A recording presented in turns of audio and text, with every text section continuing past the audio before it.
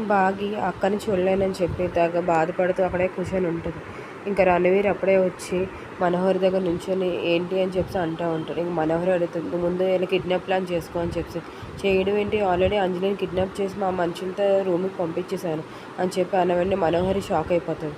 ఇంకా అప్పుడే అక్కడికి అరుంధతి ఇంకా పిల్లలు రాతో అందరూ కలిపి వస్తారు.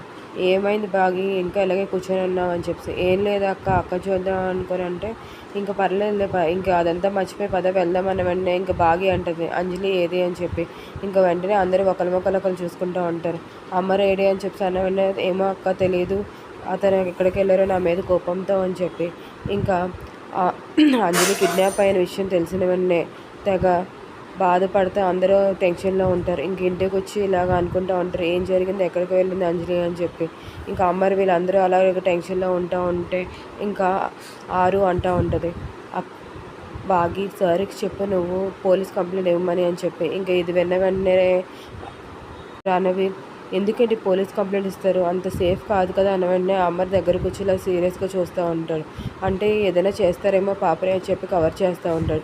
వాళ్ళంతటి వాళ్ళైనా సరే నా చుట్టుపక్కల ఉన్నా సరే వాళ్ళు వదిలేదు లేదని చెప్పి. ఇంకా బాగి అంటది, ఈసారి వాళ్ళు బతకరు, ఆయన కోపానికి బలైపోతారు అని చెప్పి అంటా